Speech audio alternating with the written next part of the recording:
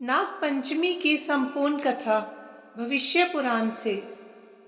नाग पंचमी पर नाग देवता की पूजा करने से आपको उत्तम लोक की प्राप्ति होती है और सर्पदंश का भय दूर होता है।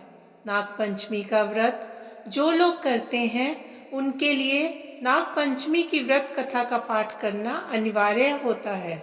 मान्यता है कि नाग पंचमी के दिन भविष्य पुराण में बताई गई इस कथा का पाठ करने से आपको इस लोक में उत्तम फल की प्राप्ति होती है और आपके कुल में सर्पदंश से किसी की मृत्यु नहीं होती।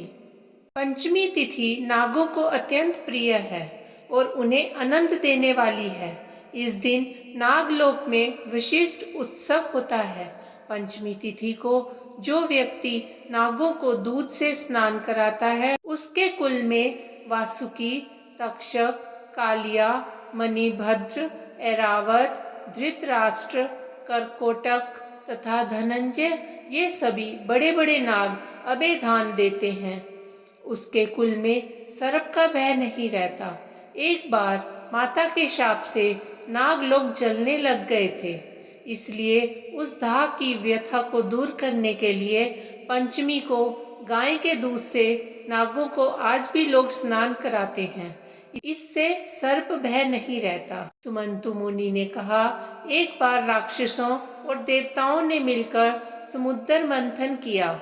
उस समय समुद्र से अतिशय श्वेत उच्चैश्रवा नाम का एक अश्व निकला। उसे देखकर नाग माता कद्रू ने अपनी सोत विंता से कहा कि देखो, ये अश्व श्वेत वर्ण का है, परंतु इसके बाल काले दिख पड़ते हैं।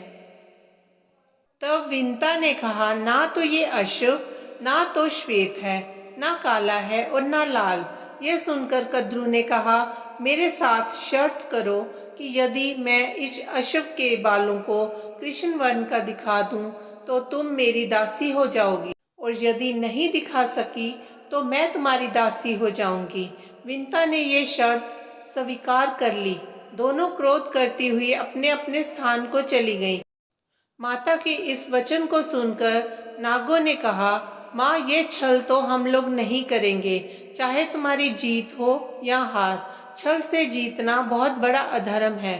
पुत्रों का यह वचन सुनकर कद्रू ने कहा, तुम लोग मेरी आज्ञा नहीं मानते हो, इसलिए मैं तुम्हें शाप देती हूँ कि पांडवों के वंश में उत्पन्न राजा जन्मेजय जब सर्प सत्र करेंगे तब उस यज्ञ में तुम सब अग्नि में जल जाओगे। इतना कहकर कद्रू चुप हो गई। नागगण माता का शाप सुनकर बहुत घबराए और वासुकी को साथ में लेकर ब्रह्मा जी के पास पहुंचे तथा ब्रह्मा जी को अपना सारा वृत्तांत सुनाया।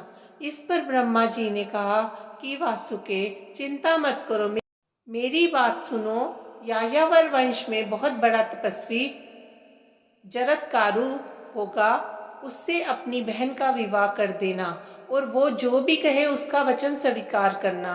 उसे आस्तिक नामक विख्यात पुत्र उत्पन्न होगा। वह जन्मेजय के सर्प यज्ञ को रोकेगा और तुम लोगों की रक्षा करेगा।